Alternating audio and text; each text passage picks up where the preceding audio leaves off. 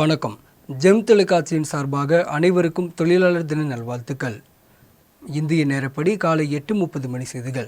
முதலில் ஜெம் தலைப்புச் செய்திகளை காணலாம். உழைப்பாளர் தினம். எடப்பாடி பழனிசாமி, தொல் திருமாவளவன் உள்ளிட்ட அரசியல் கட்சி தலைவர்கள் வாழ்த்து. தமிழகத்திற்கு தண்ணீர் வழங்கவே முடியாது, கர்நாடகா திட்டவட்டம். சென்னையில் வணிக பயன்பாட்டிற்கான சிலிண்டர் விலை குறைவு, 19 ரூபாய் குறைந்து 1911 ரூபாய்க்கு விற்பனை. தொழிலாளர் தினம். மின்சார ரயில்கள் ஞாயிறு கால அட்டவணைப்படி இயக்கப்படும், தெற்கு ரயில்வே அறிவிப்பு. ஏற்காடு மலைப்பாதையில் தனியார் பேருந்து கவிழ்ந்த விபத்து, 6 பேர் உயிரிழப்பு. முகூர்த்தம் வார இறுதி நாட்களை ஒட்டி சிறப்பு பேருந்துகள் இயக்கப்படும், அரசு போக்குவரத்து துறை அறிவிப்பு. IPL கிரிக்கெட் போட்டி. மும்பை அணியை வீழ்த்தி லக்னோ அணி வெற்றி. இனி விரிவான செய்திகளை காணலாம். உழைப்பாளர் தினத்தையொட்டி அரசியல் கட்சி தலைவர்கள் வாழ்த்து தெரிவித்துள்ளனர். இது குறித்து அதிமுக பொதுச் செயலாளர் எடப்பாடி பழனிசாமி வெளியிட்டுள்ள வாழ்த்துச் செய்தியில், உழைக்கும் கரங்களின் ஒற்றுமையை உணர்த்தி உழைப்பின் பெருமையை உலகிற்கு பறைசாற்றும் தொழிலாளர் பெருமக்கள் அனைவருக்கும் வாழ்த்துக்கள் என தெரிவித்துள்ளார். இதேபோல் தமிழ்நாடு காங்கிரஸ் தலைவர் செல்வ பெருந்தகை தொழிலாளர்கள் தங்களது உரிமைகளை பாதுகாக்கிற வகையில் உரிமை குரல் எழுப்பும் நாளாக மே 1ஆம் தேதி அமைய வேண்டும் என்று தெரிவித்துள்ளார். மேலும் விசிக தலைவர் தொல் திருமாவளவன் வெளியிட்டுள்ள வாழ்த்து செய்தியில், அம்பேத்கர் வகுத்தளித்த தொழிலாளர் உரிமைகளை மீட்டெடுக்க தொழிலாளர் விரோத பாசிச மோடி அரசை வீழ்த்திட இந்நாளில் உறுதியேற்போம் என தெரிவித்துள்ளார். இதேபோல் பாமக நிறுவனர் ராமதாஸ் வெளியிட்டுள்ள வாழ்த்துச் செய்தியில், உலகின் ஆக்கும் சக்தி பாட்டாளிகள் தான் என்றும் பாட்டாளிகள் இல்லாவிட்டால் இந்த உலகம் இயங்காது என்ற அவர் தொழிலாளர்கள் அனைவருக்கும் வாழ்த்துக்கள் என தெரிவித்துள்ளார். மதிமுக பொதுச் செயலாளர் வைகோ பாட்டாளி வர்க்கத்தின் உரிமை பதாகையை உயர்த்தி பிடிக்க மே நாளில் உறுதியேற்போம் என்றார். தொடர்ந்து தேமுதிக பொதுச் செயலாளர் பிரேமலதா வெளியிட்டுள்ள வாழ்த்துச் செய்தியில், இரத்தத்தை வியர்வையாக்கி உழைக்கும் தொழிலாளர் அனைவருக்கும் தேமுதிக சார்பில் மே தின நல்வாழ்த்து என தெரிவிக்கப்பட்டுள்ளது. மேலும் தமாக தலைவர் GK வாசன், அமமுக பொதுச் செயலாளர் TTV தினகரன், CPI மாநில செயலாளர் முத்தரசன் உள்ளிட்ட தலைவர்களும் வாழ்த்து தெரிவித்துள்ளனர். காவிரி ஒழுங்காற்றுக்குழு கூட்டத்தில் தமிழ்நாட்டிற்கு தண்ணீர் வழங்கவே முடியாது என கர்நாடகா திட்டவட்டமாக தெரிவித்துள்ளது. காவிரி ஒழுங்காற்றுக்குழு கூட்டமானது தலைவர் வினீத் குப்தா தலைமையில் டெல்லியிலிருந்து காணொலி வாயிலாக நேற்று நடைபெற்றது. இதில் சம்பந்தப்பட்ட 4 மாநில அதிகாரிகளும் ஆன்லைனில் பங்கேற்ற நிலையில் தமிழ்நாட்டிலிருந்து அரசு உறுப்பினர் M. சுப்பிரமணியன் பங்கேற்று பேசினார். அப்போது இந்த ஆண்டு சுற்றுச்சூழல் நீரின் அளவான 7.333 TMC தண்ணீர் முழுமையாக கிடைக்கவில்லை, மாறாக 2.016 TMC மட்டுமே கிடைத்து உள்ளது என தெரிவித்தார். மேலும் மே மாதத்திற்கான சுற்றுச்சூழல் நீரின் அளவான 2.5 TMC தண்ணீரையும் வழங்க கர்நாடகத்தை வலியுறுத்த வேண்டும் என்று அவர் கூறினார். இதைத் தொடர்ந்து கர்நாடக அரசின் உறுப்பினர், கர்நாடக அணைகளில் தற்போது உள்ள தண்ணீர் கர்நாடகத்தின் குடிநீர் தேவைக்காக மட்டுமே போதுமானதாக இருக்கும், எனவே தமிழ்நாட்டுக்கு மேலும் தண்ணீரை வழங்க முடியாது என்று திட்டவட்டமாக கூறினார். கூட்டத்தின் முடிவில் ஒழுங்காற்றுக்குழு தலைவர் வினீத் குப்தா மே மாதத்திற்கான சுற்றுச்சூழல் நீரின் அளவான 2.5 TMC நீரை சுப்ரீம் கோர்ட் உத்தரவுப்படி பிலிகுண்டுலுவில் உறுதிப்படுத்த வேண்டும் என கர்நாடகத்தை வலியுறுத்தினார். தொழிலாளர் தினத்தை முன்னிட்டு இன்று மின்சார ரயில்கள் ஞாயிறு கால அட்டவணையின்படி இயங்கும் என தெற்கு ரயில்வே தெரிவித்துள்ளது. தொழிலாளர் தினத்தை முன்னிட்டு மின்சார ரயில்கள் ஞாயிறு கால அட்டவணையின்படி இயக்கப்படும் எனவும் முன்பதிவு மையங்கள் பகுதி நேரம் மட்டும் இயங்கும் எனவும் தெற்கு ரயில்வே தெரிவித்துள்ளது. இது குறித்து தெற்கு ரயில்வே செய்திக்குறிப்பு ஒன்றை வெளியிட்டுள்ளது. அதில் சென்னை சென்ட்ரல் அரக்கோணம், சென்னை கடற்கரை செங்கல்பட்டு, சென்னை சென்ட்ரல் கும்முடிப்பூண்டி மற்றும் சூலூர்பேட்டை இடையே இயக்கப்படும் மின்சார ரயில்கள் ஞாயிறு கால அட்டவணையின்படி இயக்கப்படும் என தெரிவிக்கப்பட்டுள்ளது. மேலும் பயணிகள் முன்பதிவு மையங்கள் ஞாயிறு கால அட்டவணைப்படி காலை 8 மணி முதல் மதியம் 2 மணி வரை பகுதி நேரம் மட்டுமே செயல்படும் எனவும் தெரிவிக்கப்பட்டுள்ளது.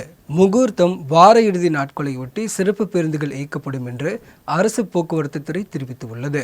அரசு போக்குவரத்து கழக மேலாண் இயக்குனர் வெளியிட்டுள்ள அறிக்கையில், வரும் 3, 4 மற்றும் 5ஆம் தேதி முகூர்த்தம் மற்றும் வார விடுமுறை நாட்களையொட்டி கிளாம்பாக்கத்திலிருந்து திருவண்ணாமலை, திருச்சி, கும்பகோணம், மதுரை, திருநெல்வேலி, நாகர்கோவில், கன்னியாகுமரி, தூத்துக்குடி, கோயம்புத்தூர் உள்ளிட்ட இடங்களுக்கு சிறப்பு பேருந்துகள் இயக்கப்படுகிறது. அதன்படி தினசரி இயக்கக்கூடிய பேருந்துகளுடன் 3ஆம் தேதி 290 பேருந்துகளும் 4ஆம் தேதி 365 பேருந்துகளும் இயக்க திட்டமிடப்பட்டுள்ளது. மேலும் பெங்களூரு, திருப்பூர், ஈரோடு மற்றும் கோயம்புத்தூர் ஆகிய இடங்களிலிருந்து பல்வேறு இடங்களுக்கு 200 சிறப்பு பேருந்துகளும் இயக்க திட்டமிடப்பட்டுள்ளது. ஞாயிறு அன்று சொந்த ஊர்களிலிருந்து சென்னை மற்றும் பெங்களூர் திரும்ப வசதியாக பயணிகளின் தேவைக்கேற்ப அனைத்து இடங்களிலிருந்தும் சிறப்பு பேருந்துகள் இயக்க திட்டமிடப்பட்டுள்ளது. மேலும் நெரிசலை தவிர்க்கும் பொருட்டு மொபைல் ஆப் மூலம் முன்பதிவு செய்து பயணிக்கலாம் என்று அதில் கூறப்பட்டுள்ளது. IPL கிரிக்கெட் போட்டியில் 4 விக்கெட் வித்தியாசத்தில் மும்பை அணியை வீழ்த்தி லக்னோ அணி வெற்றி பெற்றது. 17வது IPL கிரிக்கெட் தொடரில் நேற்று நடைபெற்ற ஆட்டத்தில் லக்னோ மற்றும் ஜெயண்ட்ஸ் மற்றும் மும்பை இந்தியன்ஸ் அணிகள் மோதியது. லக்னோவில் நடைபெற்ற இந்த போட்டியில் மும்பை அணி முதலில் பேட்டிங் செய்தது. மும்பை இந்தியன்ஸ் அணிக்கு துவக்க வீரரான ரோஹித் சர்மா 4 ரன்களில் ஆட்டமிழந்தார். போட்டி முடிவில் மும்பை இந்தியன்ஸ் அணி 7 விக்கெட்டுகளை இழந்து 144 ரன்களை குவித்தது. ஆட்டத்தின் முடிவில் லக்னோ அணி 19.2 ஓவர்களில் 6 விக்கெட்டுகளை இழந்து 145 ரன்களை குவித்து 4 விக்கெட்டுகள் வித்தியாசத்தில் வெற்றி பெற்றது. காட்டுமன்னார் கோவில் அருகே அனுமதியின்றி செயல்பட்ட 2 மருந்து கடைகளையும் பூட்டி சீல் வைத்தனர். கடலூர் மாவட்டம் காட்டுமன்னார் கோவில் பேருந்து நிலையம் அருகில் செயல்படும் 2 ஆங்கில மருந்து கடைகளில் மருத்துவர்களின் அனுமதியின்றி மருந்து மாத்திரைகள் கொடுத்து நோயாளிகளுக்கு மருத்துவ சிகிச்சை அளித்து வந்துள்ளனர். இதனையடுத்து புகாரின் பெயரில் கடலூர் மாவட்ட ஆட்சியர் அருண் தம்புராஜ் ஆய்வு நடத்த உத்தரவிட்டுள்ளார். உத்தரவின் பேரில் கடலூர் மாவட்ட மருத்துவத்துறை இணை இயக்குனர் மருத்துவர் ரவிக்குமார் தலைமையில் காட்டுமன்னார் கோவில் அரசு மருத்துவமனை தலைமை மருத்துவர் ஜெயசெல்வி மற்றும் அரசு உதவி மருத்துவர் வரதராஜன், வட்டாட்சியர் சிவகுமார், காட்டுமன்னார் கோவில் காவல் ஆய்வாளர் ஏழுமலை ஆகியோர் 2 ஆங்கில மருந்து கடைகளையும் பூட்டி சீல் வைத்தனர். மேலும் 2 மருந்து கடைகளின் உரிமையாளர்கள் மீதும் வழக்கு பதிவு செய்யப்பட்டுள்ளது. வனப்பகுதியில் அமைக்கப்படும் சாலைகளில் முறைகேடு நடப்பதாக ஆத்தூர் சட்டமன்ற உறுப்பினர் ஜெயசங்கரன் குற்றம் சாட்டியுள்ளார். வனப்பகுதியில் அமைக்கப்படும் சாலைகளில் முறைகேடு நடப்பதாக ஆத்தூர் சட்டமன்ற உறுப்பினர் ஜெயசங்கரன் குற்றம் சாட்டியுள்ளார். இதுகுறித்து செய்தியாளர்களை சந்தித்த அவர் இதனை தெரிவித்தார். நமது சேலம் மாவட்டத்தில் உள்ள ஆத்தூர் சட்டமன்ற தொகுதி, வெள்ளோலி சட்டமன்ற தொகுதி, எற்காடு சட்டமன்ற தொகுதி உள்ளடக்கிய வனக்கோட்ட அலுவலகம் நமது ஆத்தூர் சட்டமன்ற தொகுதியில் இருக்கிறது. அந்த வனக்கோட்ட அலுவலகத்தில் நாங்கள் 3 சட்டமன்ற உறுப்பினர் கேட்ட பிறகு வனத்துறை சார்பாக மலைவாழ் மக்களுக்காக மலை கிராமங்கள் ரோடு போடுவதாக சொன்னாங்க. அதுக்கு நாங்கள் அவங்க கிட்ட கேட்ட பொழுது புதுக்கோட்டையில் மாநகராட்சியுடன் முள்ளூர் ஊராட்சியை இணைப்பதற்கு எதிர்ப்பு தெரிவித்து அப்பகுதி பொதுமக்கள் உண்ணாவிரத போராட்டத்தில் ஈடுபட்டு வருகின்றனர். தமிழக அரசு கடந்த மாதம் புதுக்கோட்டையை மாநகராட்சியாக தரம் உயர்த்தி அறிவித்தது. இதில் முள்ளூர், திருக்கட்டளை, திருமலையார், சமுத்திரம், நத்தம் பண்ணை, தேக்காட்டூர் உள்ளிட்ட ஊராட்சிகளை மாநகராட்சியுடன் இணைக்க பணிகள் நடைபெற்று வருகிறது. மேலும் தங்களிடம் கருத்து கேட்காமலே எதற்கு மாநகராட்சியோடு இணைக்கப்பட்டது? முள்ளூர் ஊராட்சியாக இருக்கும் வரை 100 நாள் வேலை, சொத்து வரி, வீட்டு வரி அனைத்தும் குறைவாக உள்ளது. மத்திய அரசின் திட்டங்களை பயன்படுத்த முடியாது. நகரமாக மாற்றப்பட்டால் வேளாண்மை அழியக்கூடிய வாய்ப்பு உள்ளது. எனவே முள்ளூர் ஊராட்சியை மாநகராட்சியுடன் இணைக்கக்கூடாது என எதிர்ப்பு தெரிவித்து 1 நாள் அடையாள உண்ணாவிரத போராட்டத்தில் ஈடுபட்டனர். இந்த உண்ணாவிரத போராட்டத்தில் 300க்கும் மேற்பட்ட ஊராட்சியை சேர்ந்த பொதுமக்கள் கலந்து கொண்டனர். வலங்கைமான் அருகே விவசாயத்திற்கு வழங்கும் மும்முனை மின்சார நேரத்தை 12 மணி நேரம் கூடுதலாக வழங்க வலியுறுத்தி கிராம பொதுமக்கள் சாலை மறியல் போராட்டத்தில் ஈடுபட்டனர். திருவாரூர் மாவட்டம் வலங்கைமான் அருகே விவசாயிகள் சாலை மறியல் போராட்டத்தில் ஈடுபட்டனர். இந்த போராட்டத்தில் ஏரி என்ற கிராமத்தில் விவசாயத்திற்கு வழங்கும் மும்முனை மின்சாரத்தை 12 நேரமாக மாற்றித்தர கோரியும் தற்போது கோடை காலம் என்பதால் குடிநீர் தட்டுப்பாடு ஏற்பட்டுள்ளது. அதை சரி செய்ய கோரியும் பாசன நீர் சரிவர கிடைக்காததால் விவசாயம் பாதிக்கப்பட்டு பயிர்கள் கருகும் சூழல் ஏற்படுவதால் இதற்கு தகுந்த நடவடிக்கை எடுக்க வேண்டும் என்று அப்பகுதி பொதுமக்கள் கோரிக்கை விடுத்துள்ளனர். இதனால் அப்பகுதியில் சுமார் 1 மணி நேரம் போக்குவரத்து பாதிக்கப்பட்டது. சேலம் வீராணம் அருகே பெண்ணை கொலை செய்த வழக்கில் 3 பேருக்கு ஆயுள் தண்டனை விதித்து சேலம் நீதிமன்றம் பரபரப்பு தீர்ப்பு வழங்கியுள்ளது.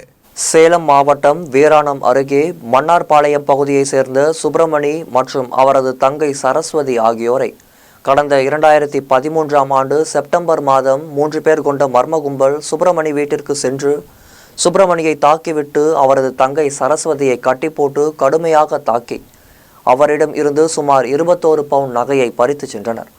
இந்த சம்பவத்தில் சுப்பிரமணி காயங்களுடன் உயிர் தப்பிய நிலையில் சரஸ்வதி சம்பவ இடத்திலேயே உயிரிழந்தார். இதையடுத்து கொலை மற்றும் கொள்ளையில் ஈடுபட்ட வீராணம் அருகே உள்ள தைலானூர் பகுதியை சேர்ந்த ஐயனார், ஐயன்துறை மற்றும் கரூர் பகுதியைச் சேர்ந்த மாங்கா பிரபு ஆகிய 3 பேரை வீராணம் காவல்துறையினர் கைது செய்து சிறையில் அடைத்தனர். இந்த வழக்கு சேலம் 3வது கூடுதல் மாவட்ட அமர்வு நீதிமன்றத்தில் நடைபெற்று வந்த நிலையில் நீதிபதி ஸ்ரீராமஜெயம் கொலை மற்றும் கொள்ளையில் ஈடுபட்ட 3 பேருக்கும் ஆயுள் தண்டனையும் தலா 4000 ரூபாய் அபராதமும் விதித்து பரபரப்பு தீர்ப்பளித்தார். வாக்கு எண்ணிக்கை மையங்களுக்கு கூடுதல் பாதுகாப்பு வழங்க வேண்டும் என்று மாவட்ட ஆட்சியரிடம் கோரிக்கை வைக்க உள்ளதாக தேனி நாடாளுமன்ற தொகுதி அதிமுக வேட்பாளர் நாராயணசாமி தெரிவித்துள்ளார். தேனி நாடாளுமன்ற தொகுதிக்கான வாக்குப்பதிவுகள் நடைபெற்று வாக்குப்பதிவு இயந்திரங்கள் வாக்கு எண்ணும் மையமான தேனி குடவிலார்பட்டியில் உள்ள தனியார் கல்லூரியில் வைக்கப்பட்டுள்ளது. இந்நிலையில் வாக்குப்பெட்டிகள் வைக்கப்பட்டுள்ள தனியார் கல்லூரியில் ராஜேஷ் கண்ணன் என்ற இளைஞர் அத்துமீறி நுழைந்ததாக கூறி VAO புகாரின் பெயரில் இளைஞரை போலீசார் கைது செய்தனர்.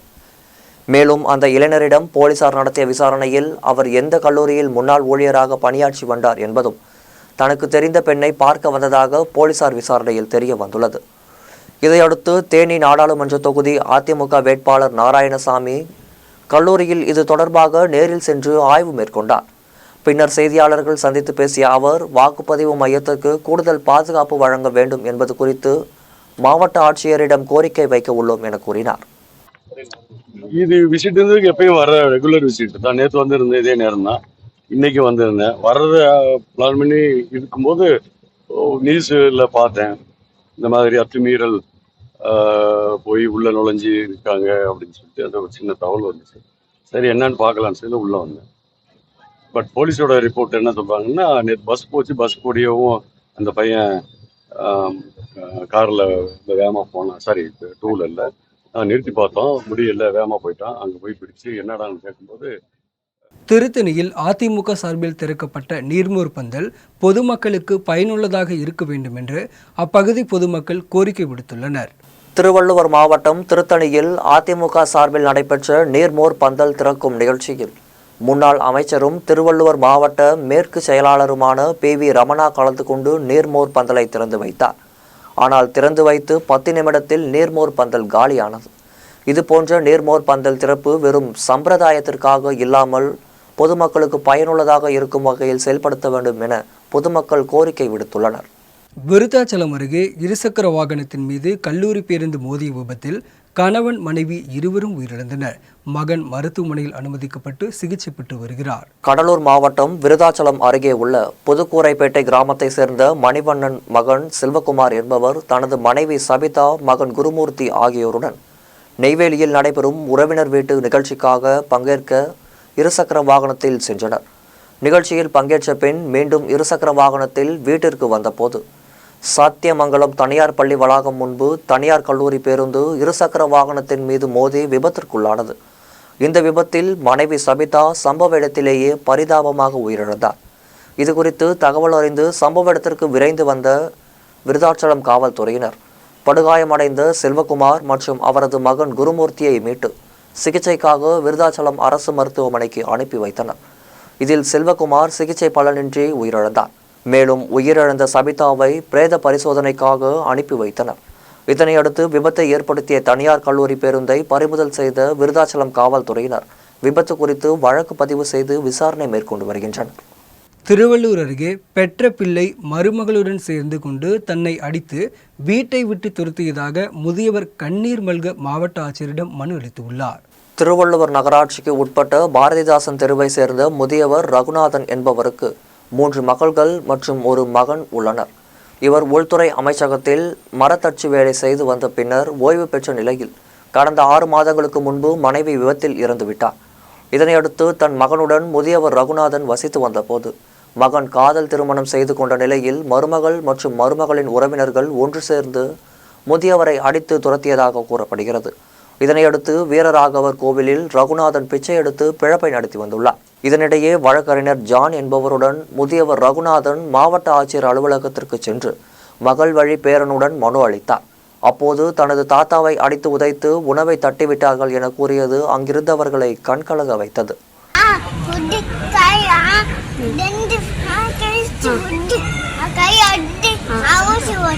சரி, மாமா வீட்டுல ஒரு ஆண்டி இருந்தாங்கல்ல, நான் செஞ்சு சாப்பாடு என்ன பண்ணாங்க? சாப்பாடெல்லாம் தூக்கி போட்டு எல்லாம் நான் கஷ்டப்பட்டு சமைச்சு போன எங்கள் அம்மாவோட சாப்பாடெல்லாம் தூக்கி அந்த பொண்ணு தூக்கி வெளியே போடுது சார்.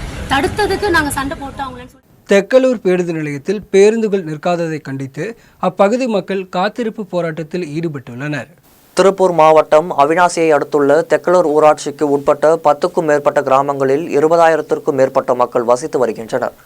இங்கு வசிக்கும் மக்கள் 1000த்திற்கும் மேற்பட்டோர் நாள்தோறும் பள்ளி கல்லூரிகளுக்கும் வேலை தொழில் நிமித்தமாகவும் கோவை, திருப்பூர் மற்றும் ஈரோடு பகுதிகளுக்கு பேருந்தில் சென்று வருகின்றனர். இந்நிலையில் கடந்த பல ஆண்டு காலமாக கோவை, திருப்பூர் மற்றும் ஈரோடு பகுதிகளில் இருந்து வரும் பேருந்துகள் தெக்கலூர் பேருந்து நிறுத்தத்தில் நிற்காது என கூறி தெக்கலூர் பயணிகளை பேருந்தில் ஏற அனுமதிப்பில்லை என்றும், தெக்கலூர் பேருந்து நிறுத்தத்தில் பேருந்துகள் நிற்காமலேயே சென்று விடுகிறது என்றும் பொதுமக்கள் குற்றம் சாட்டுகின்றனர். இதனை கண்டித்து அப்பகுதி மக்கள் பேருந்துகளை சிறைப்பிடித்து பல போராட்டங்களை நடத்திய போதெல்லாம் அதிகாரிகள் சமாதானம் செய்துவிட்டு செல்லும் போது சில நாட்களுக்கு பேருந்துகள் நிற்பதும் அதன் பிறகு நிற்காமல் செல்வதும் வாடிக்கையாக இருந்து வந்தது. இதனால் ஆத்திரமடைந்த தெக்கலூர் கிராம மக்கள் 50க்கும் மேற்பட்டோர் பேருந்து நிறுத்தம் அருகே காத்திருப்பு போராட்டத்தில் ஈடுபட்டனர். அப்போது தெக்கலூர் பேருந்துகள் நின்று பயணிகளை ஏற்றி இறக்க வேண்டும் என்றும், திருப்பூர், ஈரோடு மற்றும் கோவை பகுதிகளில் இருந்து தெக்கலூர் வரும் பயணிகளை பேருந்தில் ஏற அனுமதிக்க வேண்டும் என்றும் வலியுறுத்தினர். மேலும் மாவட்ட நிர்வாகம் பேச்சுவார்த்தைக்கு அழைத்துள்ள நிலையில் அதிகாரிகள் நடவடிக்கை மேற்கொள்ளவில்லை என்றால் வெவ்வேறு வடிவங்களில் போராட்டம் தொடரும் என அப்பகுதி மக்கள் தெரிவித்துள்ளனர். அவிநாசி வட்டம் தெக்கலூர் கிராமம். இந்த கிராமமானது சேலம் கொச்சி தேசிய நெடுஞ்சாலையிலே அமைந்துள்ள பகுதி. இந்த கிராமத்தை சுற்றி ஒரு 6-7 கிராம ஊராட்சிகள் இருக்கின்றன. குறைஞ்சபட்சம் ஒரு 30 to 40,000 பேர் இந்த ஊராட்சியில் இருக்கிறாங்க. இவங்களுடைய அன்றாட பணிக்காக பள்ளி, கல்லூரி, மருத்துவம் இந்த 3 வசதிக்காக திருப்பூர், கோவை, ஈரோடு போன்ற பகுதிகளுக்கு டெய்லி ஒரு 1000கணக்கான பேர் பயணிக்கிறாங்க. இந்த பகுதியில் ஒரு கிட்டத்தட்ட 50 ஆண்டு காலமாக பேருந்துகள் தெக்கலூர் பேருந்து நிறுத்தத்துல நிக்கிறது இல்லைங்கிறது ஒரு பெரிய குற்றச்சாட்டா இருக்குது. ஒவ்வொரு முறை இந்த பொதுமக்கள் போராட்டம் பண்ணும் போதும் அதிகாரிகள் சமரசம் செய்து இந்த போராட்டத்தை நீர்த்து போக செய்யறாங்க. அந்த நாள்ல 1-2 நாட்கள் மட்டும் இந்த பேருந்து நிக்கிற மாதிரியான ஒரு வசதி பண்ணிட்டு மறுபடியும் கண்டுக்கிறது இல்ல. ஒவ்வொரு கட்டம் இதே மாதிரி போயிட்டு இருக்குது. இந்த பிரச்சனைக்கான நிரந்தர தீர்வு வேணும் அப்படின்னு சொல்லிட்டு நேற்று மாலை முதல் இந்த பகுதியில காத்திருப்பு போராட்டம் நடைபெற்று கொண்டிருக்கின்றது. புதுக்கோட்டை அருகே முத்துமாரியம்மன் கோவிலில் தேரோட்ட திருவிழா விமர்சையாக நடைபெற்றது. புதுக்கோட்டை மாவட்டம் மாங்கோட்டையில் 100 ஆண்டு பழமை வாய்ந்த முத்துமாரியம்மன் கோவிலில் முக்கிய திருவிழாவான சித்திரை மாத தேரோட்ட திருவிழா வெகு விமர்சையாக நடைபெற்றது.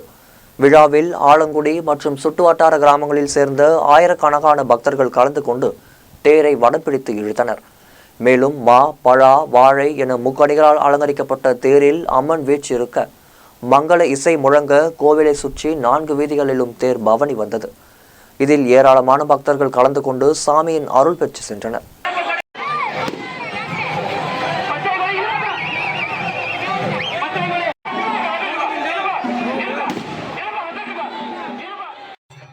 வானவம்பேட்டையில் அருட்பணி முனைவர் ஏ. மார்ட்டின் ஜோசப்பின் குருத்துவ வெள்ளி விழா நடைபெற்றது. சென்னை வானவம்பேட்டையில் அருட்பணி முனைவர் ஏ. மார்ட்டின் ஜோசப் திருத்தல அதிபரின் 25வது ஆண்டு குருத்துவ வெள்ளி விழா வெகு விமர்சையாக நடைபெற்றது. விழாவில் சிறப்பு அழைப்பாளராக செங்கற்பட்டு மறைமாவட்ட ஆயர் A. Neethinathan, doctor Bernard D. Sami கலந்து கொண்டார். மேலும் இதில் எட்வின், அந்தோணி சாமி, மரிய மைக்கேல் உட்பட பலர் கலந்து கொண்டனர். இனி வருவது உலக செய்திகள்.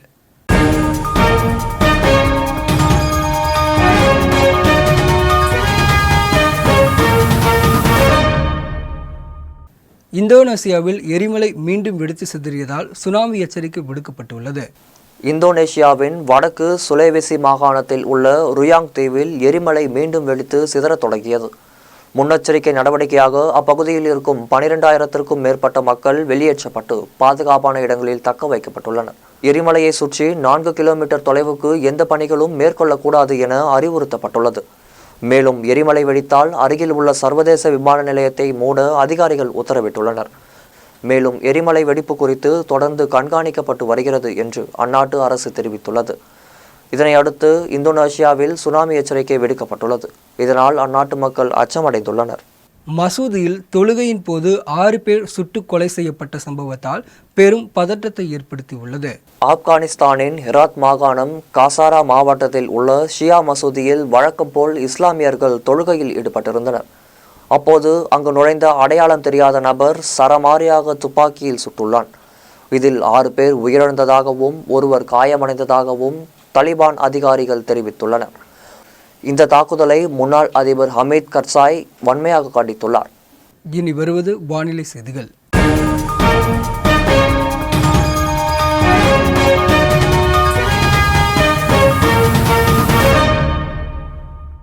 நாகர்கோவிலில் திடீரென பெய்த மழையால் உஷ்ணத்தில் இருந்து விடுபட்டு பொதுமக்கள் மகிழ்ச்சி அடைந்துள்ளனர். கன்னியாகுமரி மாவட்டத்தை பொறுத்தவரை மேற்கு தொடர்ச்சி மலைப்பகுதிகளில் கடந்த 2 தினங்களாக கோடை மழை பெய்து வருகிறது. இதனால் முக்கிய அணைகளுக்கு நீர்வரத்து அதிகரித்துள்ளது. இதனைத் தொடர்ந்து நாகர்கோவில் மற்றும் சுற்றுவட்டார பகுதிகளில் திடீரென பெய்த மழையால் கடும் வெப்பத்திலிருந்து விடுபட்டு மக்கள் மகிழ்ச்சி அடைந்துள்ளனர். இந்நிலையில் கடந்த 24 மணி நேரத்தில் மாவட்டத்தில் அதிகபட்சமாக தக்கலையில் 45 மில்லிமீட்டர் மழையும், கோழிப்போர் விலையில் 32.5 மில்லிமீட்டர் மழையும், சுருளக்கோட்டில் 28.4 மில்லிமீட்டர் மழையும் பதிவாகியுள்ளது. மேலும் 48 கொள்ளளவு கொண்ட பேச்சுப்பாறை அணையின் நீர்மட்டம் 43.60 அடியாக உயர்ந்துள்ளது. அணைக்கு வினாடிக்கு 372 கன அடி தண்ணீரும் 77 அடி கொண்ட பெருஞ்சாணி அணையின் நீர்மட்டம் 47.45 அடியாக உயர்ந்துள்ளது. தென்காசியில் இடியுடன் கூடிய மழை பெய்ததால் பொதுமக்கள் மற்றும் விவசாயிகள் மகிழ்ச்சி அடைந்துள்ளனர். தென்காசி மாவட்டம் மற்றும் அதனை சுற்றியுள்ள பகுதிகளில் கோடை வெப்பத்தினால் மக்கள் அவதிப்பட்டு வந்த நிலையில் தற்போது தென்காசி மாவட்டம் வாசுதேவநல்லூரில் சுமார் அரை மணி நேரம் இடியுடன் கூடிய மழை பெய்தது. இதனால் பொதுமக்கள் மற்றும் விவசாயிகள் அனைவரும் வெயிலின் தாக்கம் குறைந்து மகிழ்ச்சி அடைந்துள்ளனர். கடையநல்லூர் சுற்றுவட்டார பகுதிகளில் 1 மணி நேரத்திற்கும் மேலாக பெய்த மழையால் பொதுமக்களும் விவசாயிகளும் மகிழ்ச்சி அடைந்துள்ளனர். தென்காசி மாவட்டம் கடையநல்லூர் அருகே உள்ள சுற்றுவட்டார பகுதிகளில் சுட்டெரிக்கும் வெயிலின் தாக்கத்தால் மக்கள் அவதிப்பட்டு வந்த நிலையில் சுமார் 1 மணி நேரத்திற்கு மேலாக மழை பெய்ததால் விவசாயிகளும் பொதுமக்களும் மகிழ்ச்சி அடைந்தனர். இனி வருவது விளையாட்டு செய்திகள்.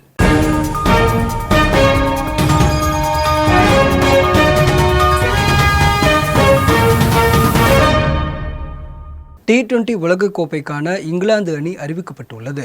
9வது T20 உலகக்கோப்பை கிரிக்கெட் போட்டி வெஸ்ட் இண்டீஸ் மற்றும் அமெரிக்காவில் ஜூன் 1ஆம் தேதி முதல் 29ஆம் தேதி வரை நடைபெறவுள்ளது. இந்நிலையில் இந்த தொடரில் பங்கேற்க உள்ள 15 வீரர்கள் கொண்ட இங்கிலாந்து அணியை அந்நாட்டு கிரிக்கெட் வாரியம் இன்று அறிவித்துள்ளது. ஜோஸ் பட்லர், மொயின் அலி, ஜோப்ரா ஆர்ச்சர், பேஸ்ட்ரோ, ஹாரி ஃப்ரூக் உட்பட 15 வீரர்களின் பெயர்கள் இடம்பெற்றுள்ளன. மீண்டும் ஜெம் தலைப்புச் செய்திகள். உழைப்பாளர் தினம். எடப்பாடி பழனிசாமி, தொல் திருமாவளவன் உள்ளிட்ட அரசியல் கட்சி தலைவர்கள் வாழ்த்து. தமிழகத்திற்கு தண்ணீர் வழங்கவே முடியாது, கர்நாடகா திட்டவட்டம். சென்னையில் வணிக பயன்பாட்டிற்கான சிலிண்டர் விலை குறைவு, 19 ரூபாய் குறைந்து 1911 ரூபாய்க்கு விற்பனை. தொழிலாளர் தினம். மின்சார ரயில்கள் ஞாயிறு கால அட்டவணைப்படி இயக்கப்படும், தெற்கு ரயில்வே அறிவிப்பு. ஏற்காடு மலைப்பாதையில் தனியார் பேருந்து கவிழ்ந்த விபத்து, 6 பேர் உயிரிழப்பு. முகூர்த்தம் வார இறுதி நாட்களை ஒட்டி சிறப்பு பேருந்துகள் இயக்கப்படும், அரசு போக்குவரத்து துறை அறிவிப்பு. IPL கிரிக்கெட் போட்டி. மும்பை அணியை வீழ்த்தி லக்னோ அணி வெற்றி. இத்துடன் ஜெம் செய்திகள் நிறைவடைகின்றன. மீண்டும் ஜெம் செய்திகள் மதியம் 1:30 மணிக்கு. உடனுக்குடன் செய்திகளை காண ஜெம் லைடா டிவி என்ற இணையதளத்தில் இணைந்திருங்கள். நன்றி, வணக்கம்.